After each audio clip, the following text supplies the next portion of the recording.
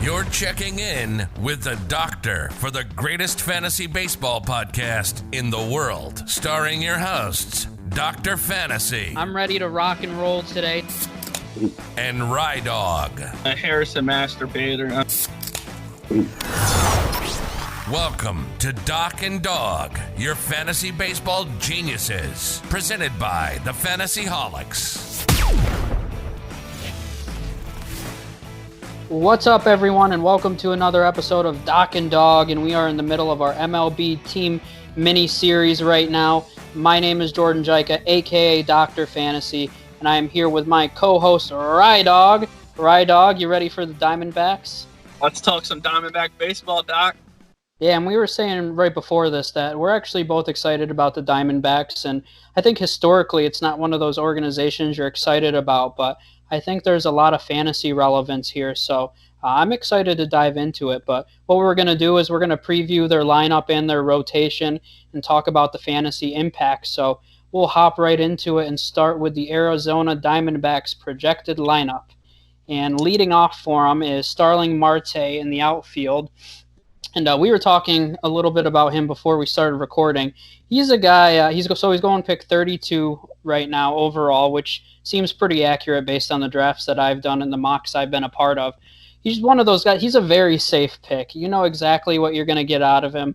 25 home runs, 25 steals. For me personally, I like going for upside, and he's one of those guys at this point, I think he's 31, 32, right around there. At this point in his career, you know exactly what you're getting. So I don't think he offers much upside. I personally like taking younger guys later in the draft, like Laureano, Roberts, Conforto to a smaller level. He doesn't really steal bases, but very safe pick. I think the value is fair for him, but I personally don't think he offers a ton of upside. I mean, the upside isn't there. I agree. I mean, I picked 32. You know what you're going to get. I'm a Marte fan. Once he finally got out of Pittsburgh, I'm all aboard now. That's one of the reasons why I would avoid him.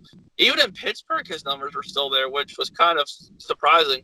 But now he's in a lineup that's actually a lot better than Pittsburgh. So I'm curious to see what he does. And at pick 32, I'm there. I'm going to take it all day because I know what I'm going to get. He's consistent as they come. He hits for a high average. He hits a lot of home runs. He gets a lot of stolen bases. I'm not sure if his RBIs will be there just because he's going to be hitting at the top of the order. But 80 RBIs is something that's definitely within reach for him. Yeah, I would agree. Batting behind him is the other Marte, Ketel, and he is right now being drafted around pick 50. He is going to be playing second for him. We've talked about second base quite a bit, but it's a very thin position. And although I don't think he's going to be batting over 300 like he did last year, but I'm not in the group that thinks it was fluky either. I think he's always had upside and potential. And I think he finally showed it last year. So based on where other second basemen are going, he's going right around Albies, right in that range, a few picks after. I think he deserves to be there. I personally am waiting on my second baseman, but I actually still think he has a ton of upside to still bat, high 200s with 30-plus home runs, 90 RBIs, and at the second base position, that's a ton of upside there. I agree. I mean, it's kind of like both the Martes. They're safe picks, and you know what you're going to get out of them. I think for Ketel, he hasn't had much of a track record of doing what he's doing, but it was the breakout year that you've been looking for. So at this rate, you don't know what else you need to see from him other than consistency. So for me personally, I'm going to take Albies over Ketel Marte. Yep. But if Albies does go like 2 picks right before me and I get snaked, I'm definitely going to take Ketel Marte right where he's supposed to be drafted. Do you prefer Marte or Hyura? That's tough. They go within like 2 picks of one another. That's why that's such a toss-up for me. It is such a toss-up, and that's the thing. It would have to depend on, do I have Harua or Ketel in other leagues? And I think you don't want to put too many eggs in one basket. I've always said multiple times. If I have Harua in like 3 leagues and I have 0 stock in Ketel, I'm definitely going to take Ketel. And Ketel also offers third base eligibility, and I believe, or no, is it second base, shortstop, and outfield? He has 3 eligibility positions. I'm not sure which ones they are, though. I know it's second base and outfield. Yep. I think it is shortstop. And I'm going to take that value all day long. Yeah, I agree. Batting third in that lineup is Eduardo Escobar. He's going to be their third baseman this year. He's currently going pick 116. He has eligibility at third base and second base, which I think is kind of key there. Once again, second Yeah. base not being the deepest position. I do think he was a little fluky. He had a huge year last year based on his advanced metrics. He didn't hit the ball overly hard. Got a little lucky. So I think you're more looking at it like a 20 home run, 80 RBI guy. But in that spot with second base eligibility at pick 116, I still think he offers value. Yeah, I'm actually a big Eduardo guy. He's consistent. I mean, he hit a little more home runs than he usually does. Yeah. A lot. Yeah, it's a little lucky, I guess you could say. At pick 116 with second base and third base eligibility, sign me up anytime, any day of the week. I'm going to take Eduardo if he's there at pick 116, even if he's my starting third baseman, because him and Donaldson will put up very similar numbers. But Eduardo is usually the guy that always stays healthy, and he's a very safe pick. So I would take him at that spot. I agree. Batting fourth in that lineup is Christian Walker, playing first for him. He's currently going pick 239, so right in that Eric Hosmer range. When you look at his advanced stats, he actually has elite ability as far as hitting the ball hard. He has good hitters in front of him, so he's going to have an opportunity to drive in runs. He's a guy that I like if you didn't take a first baseman earlier in the draft. If you want to take a chance on him as your starter, I don't have a problem. Not that I would be confident in him as your starter, but I do think he has some upside in that offense, and I think he has more ability than he's shown this far in his career. I agree. I believe he was with the Orioles organization before. I actually saw him play a couple times at Bowie because I watch a lot of minor league baseball myself, as you do, of course, as well.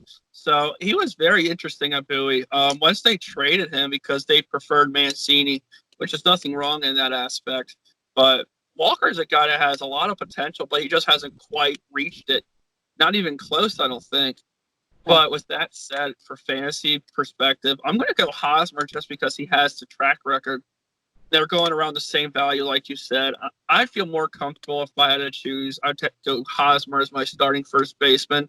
And I feel a little more confident over Walker. However, if you already have a starting first baseman, whether if it's a Rizzo or a Freeman or a Muncy or whoever you have in that spot, I'd feel more comfortable taking Walker just because you have that first baseman already locked down and you're just taking a higher ceiling guy.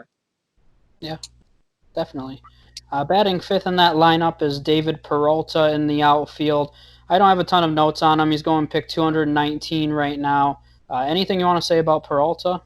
I like him. I like Peralta. And I know I'm going to say this a lot because I do like this whole offense as one of the under-the-radar type offenses. But Peralta is a hitting machine. And he's not the guy that's going to hit you like 30 home runs or 40 or whatever. But he makes contact on almost every single at-bat, which is crazy. He's a guy that just every time he swings, it's a contact hit. And he is a very, very good all-around ball player. So pick undrafted. I'm going to take him in the last couple picks of my drafts just because last year he was injured. The year before that, he showed real promise. I mean, he's just a guy that's just a solid baseball player. And I would take him any day. Yeah, no, and it kind of depends on how your roster is constructed, and I think that takes me to number 6-2, Cole Calhoun, who's also in their outfield. Yeah. Kind of in the same range as David Peralta. I mean, he's got 30 home run potential. So he's a guy, once again, if you need some power at the end of the draft, I don't mind you taking him. He's not a guy I'm crazy about, but I think it really just depends on the need of your team. I agree. Then number 7 in that lineup is Nick Ahmed. He is their shortstop, currently going pick 246 right now. Not a ton of notes on him. He last year batted 250, 15 home runs, 70 RBIs, which I think was really under the radar. So not numbers that I want from my starting catcher, but if he shows any ability, he's in a good lineup, but he's towards the bottom of that lineup. So not a ton of upside. Not a guy I'm crazy about.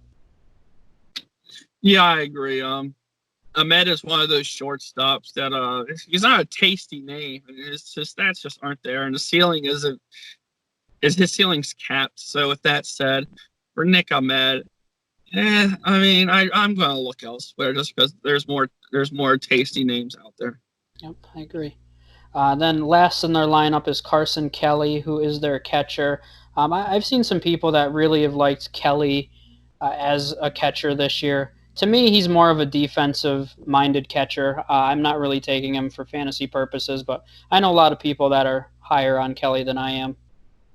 I agree. He's got potential to be a decent hitter, but we haven't seen it yet. And let's move right into their rotation then. And I really like their rotation this year, so I'm excited to talk about it. First for them is Madison Bumgarner, who's going pick 134. And I guess I should have prefaced this by saying that I love the Diamondbacks rotation except Madison Bumgarner. So his velocity hasn't been fantastic.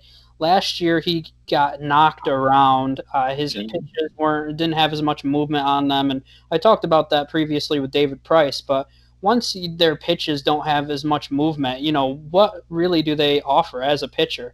And I think he's going in that 134 range because of his name. But at the same time, it's not too high. I don't have a problem if you believe Madison Bumgarner has potential taking him in that spot, but I believe that he's on the decline and we're going to see him continue to struggle. Yeah, and I agree with that statement. Madison Bumgarner is just someone that he's just had too many injuries.